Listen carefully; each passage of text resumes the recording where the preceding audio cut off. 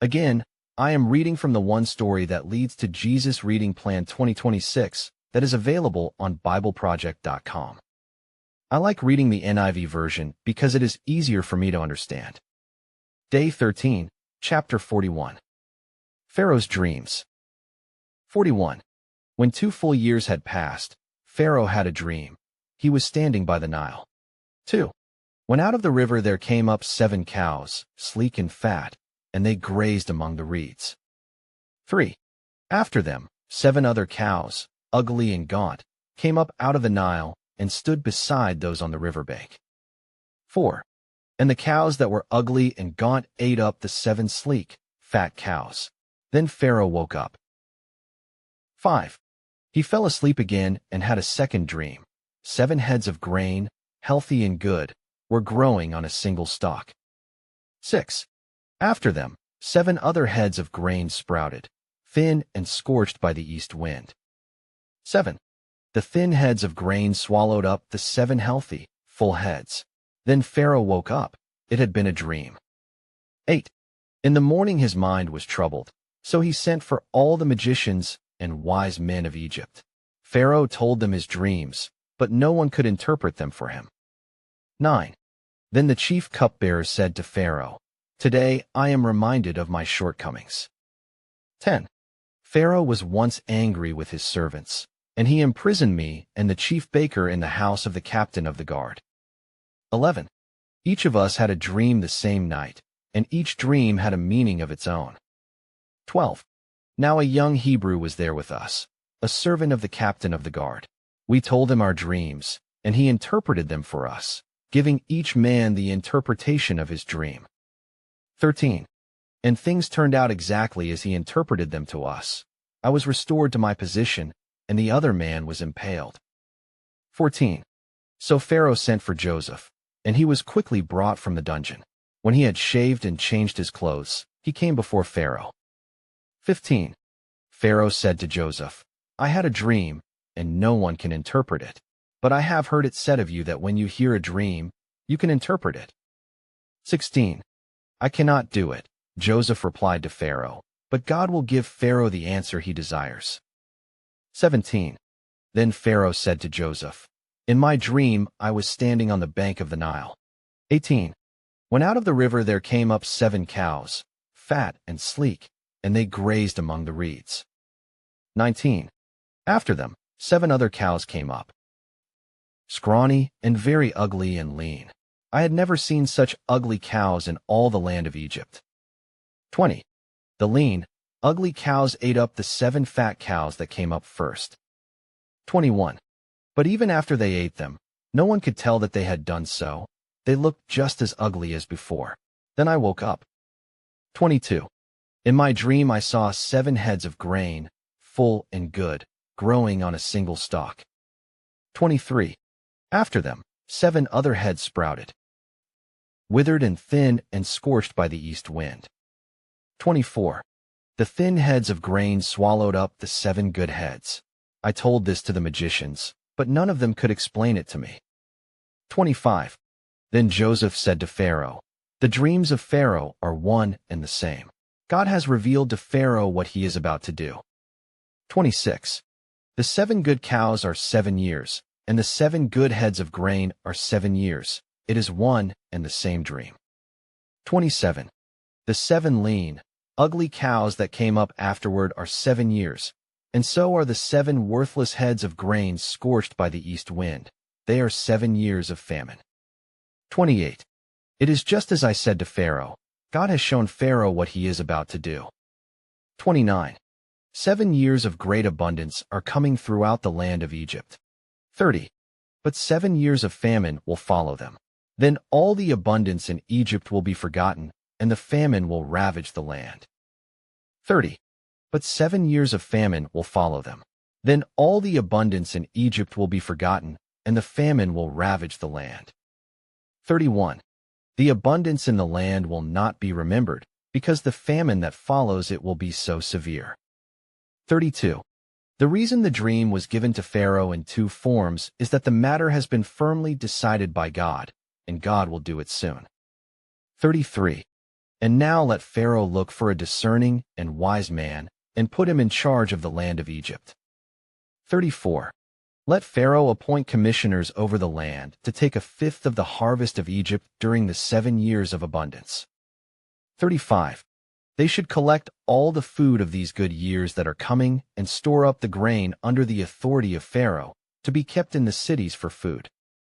36.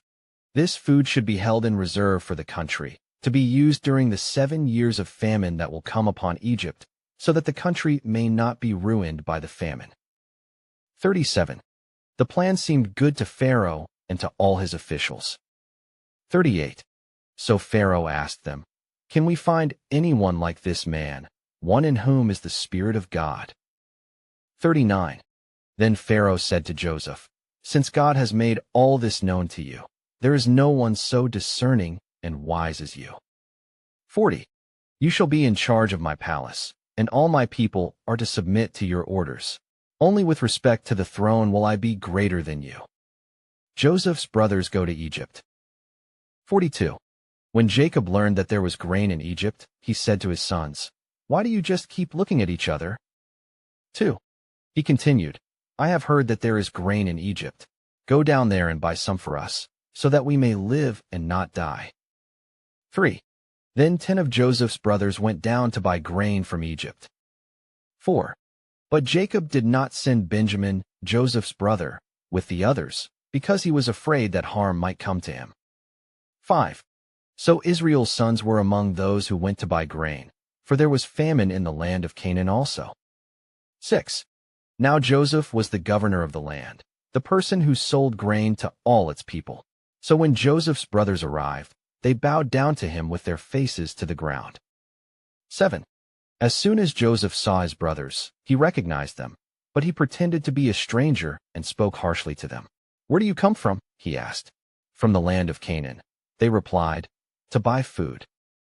8. Although Joseph recognized his brothers, they did not recognize him. 9.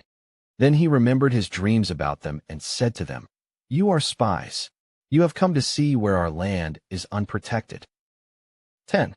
"No, my lord," they answered. "Your servants have come to buy food." 11. "We are all the sons of one man. Your servants are honest men, not spies." 12. "No," he said to them. "You have come to see where our land is unprotected." 13.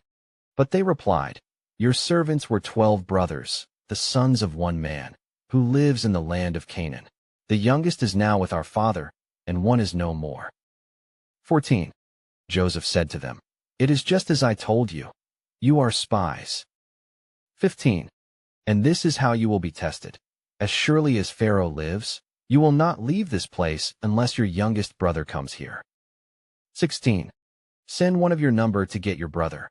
The rest of you will be kept in prison, so that your words may be tested to see if you are telling the truth. If you are not, then as surely as Pharaoh lives, you are spies. 17. And he put them all in custody for 3 days. 18. On the 3rd day, Joseph said to them, "Do this, and you will live, for I fear God." 19. If you are honest men, let one of your brothers stay here in prison, while the rest of you go and take grain back for your starving households. 20. But you must bring your youngest brother to me, so that your words may be verified and that you may not die. This they proceeded to do. 21. They said to one another, "Surely we are being punished because of our brother. We saw how distressed he was when he pleaded with us for his life, but we would not listen. That's why this distress has come on us." 22. Reuben replied, "Didn't I tell you not to sin against the boy? But you wouldn't listen. Now we must give an accounting for his blood." 23. They did not realize that Joseph could understand them, since he was using an interpreter. 24. He turned away from them and began to weep, but then came back and spoke to them again. He had Simeon taken from them and bound before their eyes. 25. Joseph gave orders to fill their bags with grain, to put each man's silver back in his sack, and to give them provisions for their journey. After this was done for them. 26. They loaded their grain on their donkeys and left. 27. At the place where they stopped for the night, one of them opened his sack to get feed for his donkey, and he saw his silver in the mouth of his sack. 28. My silver has been returned, he said to his brothers. Here it is in my sack. Their hearts sank, and they turned to each other trembling, and said, What is this that God has done to us? 29. When they came to their father Jacob in the land of Canaan, they told him all that had happened to them. They said, 30. The man who is lord over the land spoke harshly to us and treated us as though we were spying on the land. 31. But we said to him, We are honest men, we are not spies. 32. We were 12 brothers, sons of one father. One is no more, and the youngest is now with our father in Canaan. 33. Then the man who is lord over the land said to us, This is how I will know whether you are honest men. Leave one of your brothers here with me, and take food for your starving households and go. 34. But bring your youngest brother to me, so I will know that you are not spies, but honest men. Then I will give your brother back to you, and you can trade in the land. 35. As they were emptying their sacks, there in each man's sack was his pouch of silver. When they and their father saw the money pouches, they were frightened. 36. Their father Jacob said to them, You have deprived me of my children. Joseph is no more and Simeon is no more, and now you want to take Benjamin. Everything is against me. 37. Then Reuben said to his father, You may put both of my sons to death if I do not bring him back to you. Entrust him to my care, and I will bring him back. 38. But Jacob said, My son will not go down there with you. His brother is dead, and he is the only one left. If harm comes to him on the journey you are taking, you will bring my gray head down to the grave in sorrow. That's it for today. Drop a checkmark day 13-inch in the comments so I know you were here. Don't forget to read Psalm 13 before tomorrow. Turn on notifications so you don't miss day 14. We're doing this together all year long. See you tomorrow.